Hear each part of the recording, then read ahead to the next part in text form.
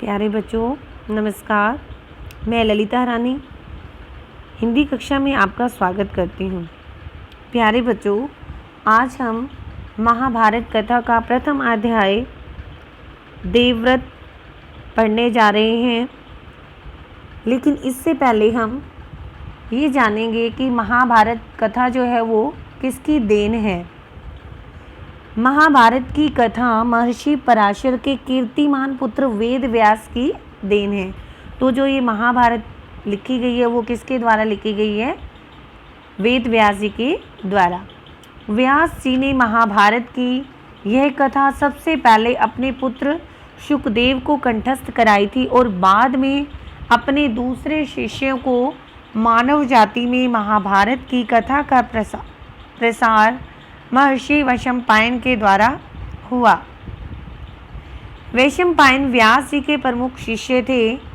ऐसा माना जाता है कि महाराज परीक्षित के पुत्र जन्मेजय ने एक बड़ा यज्ञ किया था और इस महायज्ञ में सुप्रसिद्ध पौराणिक सूत जी भी मौजूद थे।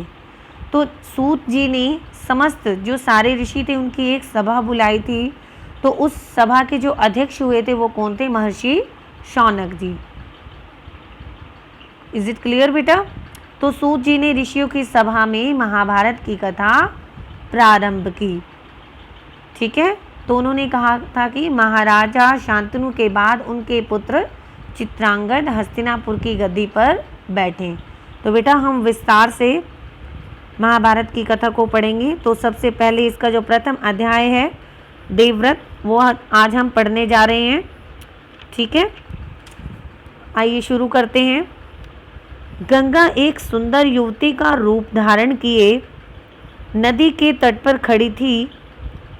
उनके सौंदर्य और नव यौवन ने राजा शांतनु को मोह लिया था। गंगा बोली, राजन, आपकी पत्नी होना मुझे स्वीकार है, पर इससे पहले आपको मेरी शर्तें माननी होंगी। क्या आप मानेंगे?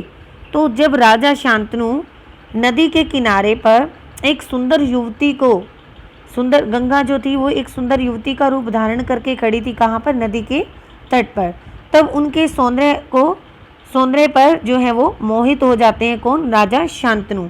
राजा शांतनु जो है उनके सौंदर्य पर मोहित हो जाते हैं। तो गंगा बोलती है कि राजन, क्या आपकी पत्नी होना मुझे स्वीकार है।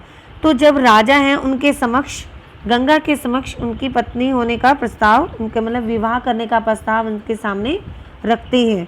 तब गंगा बोलती है कि राजन, आपकी पत्नी होना मुझे स्वीकार है, पर इससे पहले आपको मेरी कुछ शर्तें माननी होंगी। क्या आप मानेंगे?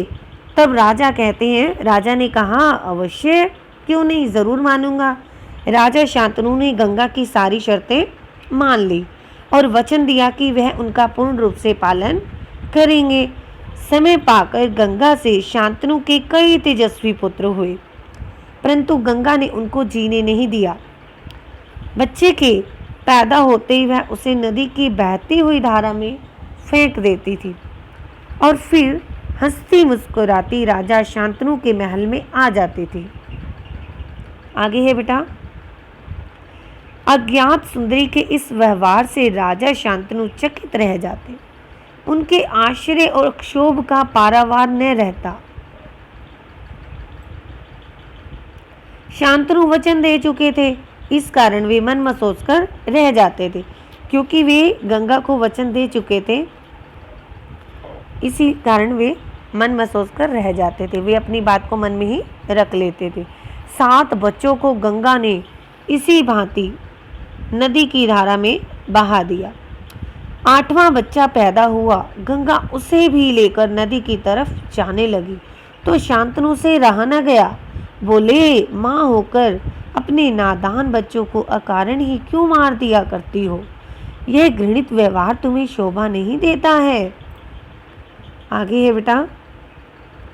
राजा की बात सुनकर गंगा मन ही मन मुस्कुराई, परंतु क्रोध का अभिनय करती हुई बोली, राजन, क्या आप अपना वचन भूल गए हैं?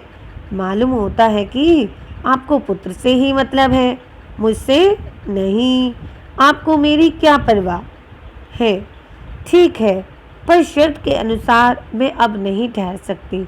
हाँ, आपके इस पुत्र को मैं नदी में नहीं फेंकूंगी। इस अंतिम बालक को मैं कुछ दिन पालूंगी और फिर पुरस्कार के रूप में आपको सौंप दूंगी। तो जब राजा गंगा से कहते हैं कि इस पुत्र को, जब तुम 8वें पुत्र को भी जब गंगा नदी में बहाने के लिए जा रही होती है तो राजन जो है राजा शांतनु जो है वो बोल ही पड़ते हैं। और तब गंगा कहती है, क्या आप अपना वचन भूल गए हैं? तो आपको क्या अपने पुत्र से ही मतलब है, मुझसे नहीं? आपको मेरी परवाह नहीं है? ठीक है, तो मैं इसको नहीं फेंकूंगी और इस अंतिम बालक को मैं कुछ दिन पालूंगी और उसके बाद मैं आपको इसको पुरस्कार के रूप में आपको दे दूंगी। यह कहकर गंगा बच्चे को साथ लेकर चली गई। यही बच्चा आगे चलकर भीष्म पितामह के नाम से विख्यात हुआ। तो अपने जो ये देवव्रत हैं ये आगे चलकर किस नाम से विख्यात होते हैं? भीष्म पितामह के नाम से। याद रखना है बेटा आपने इसको। गंगा के चले जाने से राजा शांतनु का मन विरक्त हो गया। उन्होंने भोग विलास से जी हटा लिया और राजकाज में मन लगाने लगे। एक दिन राजा शिकार खेलते खेलते गंगा के तट पर चले गए तो देखा किनारे पर खड़ा एक सुंदर और गठीला युवक गंगा की बहती हुई धारा पर बाण चला रहा था। बाणों की बौछार से गंगा की प्रचंड धारा जो थी वो एकदम रुकी हुई थी। यह दृश्य देखकर शांतनु दंग रह गए। एक दिन क्या होता है, जब राजा शिकार खेलते खेलते गंगा के तट पर जाते हैं तो क्या देखते हैं कि एक सुंदर और गठीला युवक किनारे पर खड़ा है और गंगा की बहती हुई धारा पर बाण चला रहा था। तो क्या देखते हैं कि उस बाणों की बौछार से जो गंगा की प्रचंड धारा है, जो तीव्र धारा है, वो एकदम ठहरी हुई थी, रुकी हुई थी। तो यह सब देखकर शांतनु जो थे वो दंग रह गए, हैरान रह गए। इतने में ही राजा के सामने स्वयं गंगा आकर उपस्थित हो गई। गंगा ने युवक को अपने पास बुलाया और राजा से बोली, राजन, पहचाना मुझे और इस युवक को? यही आपका और मेरा 8वां पुत्र देवव्रत है। महर्षि वशिष्ठ ने इसे शिक्षा दी है। शास्त्र ज्ञान में शुक्राचार्य है और रण कौशल में परशुराम ही इसका मुकाबला कर सकते हैं। तो गंगा ने बताया कि यही आपका और मेरा 8वां पुत्र देवव्रत है। कौन है? देवव्रत। महर्षि वशिष्ठ ने इन्हें शिक्षा दी है और शास्त्र ज्ञान जो है वो इन्हें किसने प्रदान किया है? शुक्राचार्य जी के द्वारा इन्हें शास्त्र ज्ञान मिला है। और रण कौशल में परशुराम ही इसका मुकाबला कर सकते हैं।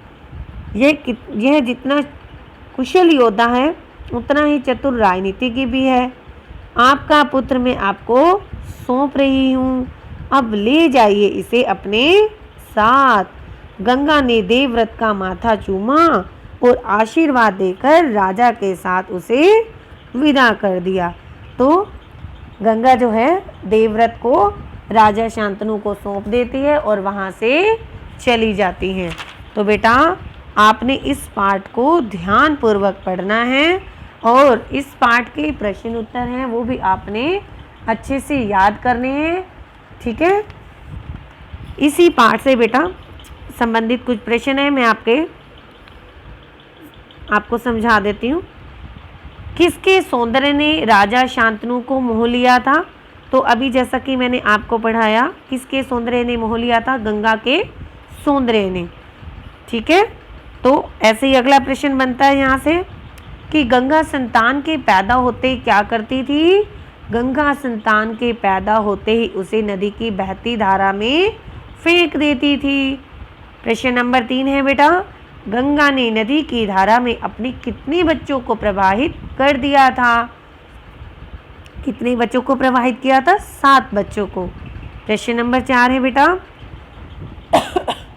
शांतनु ने गंगा का कब विरोध किया? जब गंगा ने अपने 7 पुत्रों को नदी में प्रवाहित कर दिया था बहती धारा में, तब जब गंगा 8वें पुत्र को बहाने ले जा रही थी तो शांतनु से रहा नहीं गया था। ठीक है, वे क्रोधित हो गए थे। और जब गंगा 8वें पुत्र को बहाने ले जा रही थी तो शांतनु ने इन्हें रोक दिया। तो यहाँ पर प्रश्न का उत्तर है शांतनु ने गंगा का कब विरोध किया था? गंगा जब 8वें पुत्र को भी बहाने ले जा रही थी तो शांतनु ने उन्हें रोक दिया। तो गंगा का 8वां पुत्र किसके नाम से विख्यात हुआ था? भीष्म पितामह के नाम से। किसके नाम से? भीष्म पितामह के नाम से। शांतनु क्यों दंग रह गए थे? तो अभी जैसे मैंने अभी पढ़ाया भी, गंगा की किनारे एक सुंदर गठीले युवक द्वारा बाणों की बौछार से प्रचंड धारा को रुका देखकर शांतनु जो थे वो दंग रह गए थे। तो बेटा ये इस पाठ से संबंधित कुछ प्रश्न उत्तर थे जो मैंने आपको अभी याद करवाए।